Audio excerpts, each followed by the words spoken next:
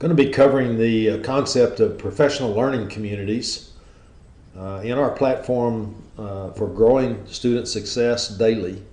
We support professional learning communities. Now, professional learning communities have really become very powerful and important tools in any school improvement program over the past few years. Dufour introduced this in the early 2000 time frame, and they've continued to grow.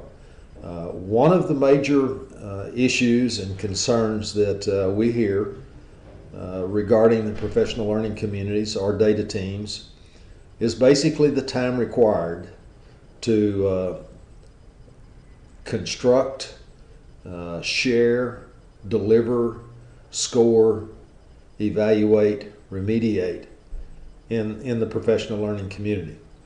And we believe that the issues with respect to the time required can be very much eliminated, or at least reduced substantially, through the use of technology enhanced professional learning communities. So I want to demonstrate to you the professional learning communities that we've built into our platform. And now you really need to realize that the data that flows in to the professional learning community sessions can originate in a variety of ways. So it doesn't have to be a constructed response or a rubric or an objective type question that's given in class. It certainly can be homework. It can be collected through the Engage and Learn student app. It can be collected in a team mode using the teacher app. It can be collected by the scanning from our web camera of bubble sheets, and certainly can be collected from the student response systems. So the data can flow into the professional learning communities in a variety of ways. You'll see here that I have a 5th grade math professional learning community. We're only going to show common assessments. The results or outcomes from common assessments given by the teachers in our professional learning communities. And in this particular case, there's just one, the 5th grade math. And we've agreed to the various levels, the mastery levels. And of course, that can be changed through the use of the little handles down here.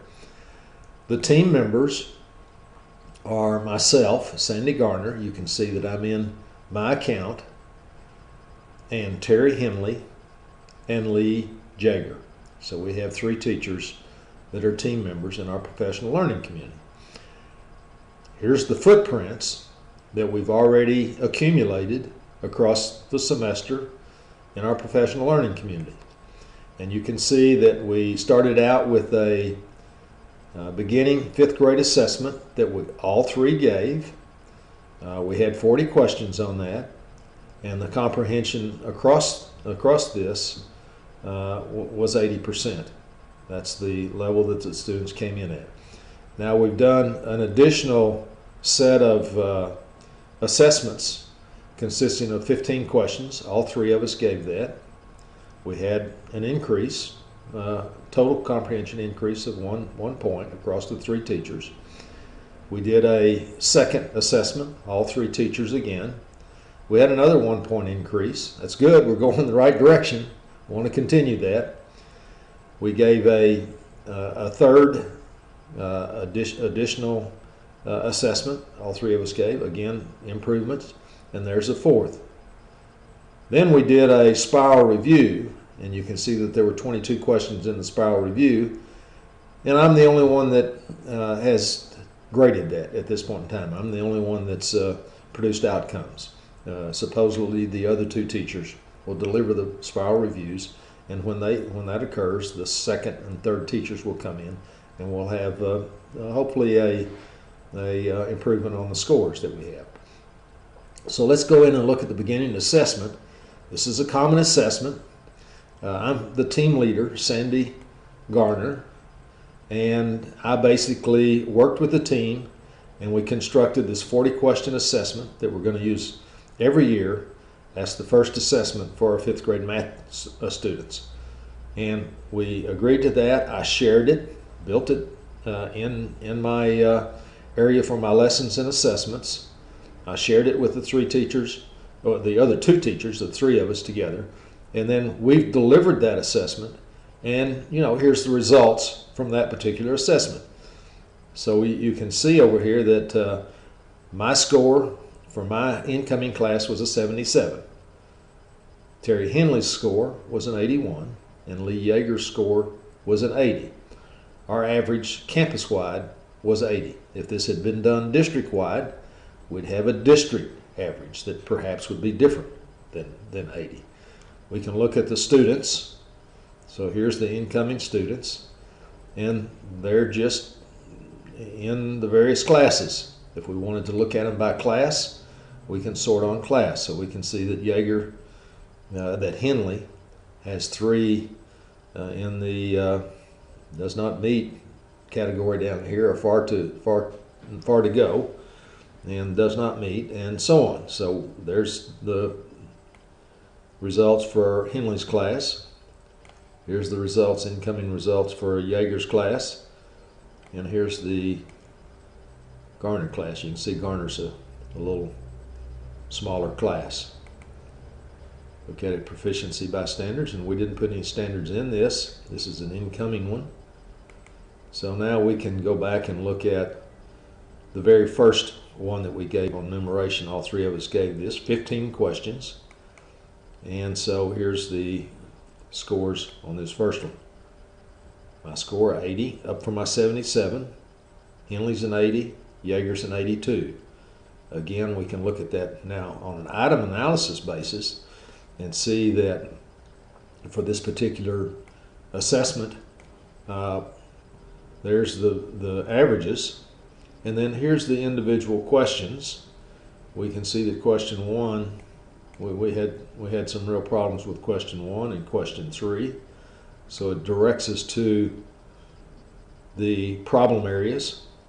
So maybe you'd say, really, probably the first 4 or 5 questions, 6 questions, produced most of the problems, and we didn't have a lot of issues towards the end of the test, so it must have gotten a little easier. We can export that to a CSV. We can look at it on a points basis. If we want to look at it on a points basis. Standards analysis. So these are the standards that were covered. And standards A and B were covered 14 times. C and D, 1 each. So you can see that C and D don't need a lot of work. A probably does. So using place value to read, write, compare, and order whole numbers, that needs some work. 77 with a frequency of 6. 82 on B with a frequency of 8.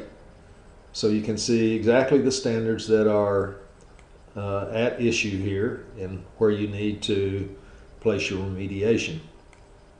Go back to the PLC menu and proceed in that fashion. We can see that the spiral review, my class, did that at an 82. This particular test I'm the only one, as I indicated, that has given that. So there's my student scores. And so you have a variety of tools available to you.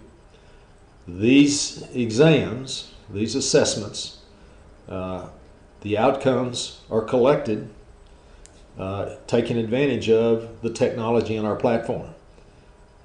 They certainly can be collected and hand graded in these grades input through our Plus software by just tapping in the answers. But for a sustainable, rich, robust PLC or data team concept, we think the technology enhanced data team or the technology advanced PLC makes a ton of sense. And this gives you a feel for what we tried to accomplish with the PLCs in our growing Student Success Daily platform.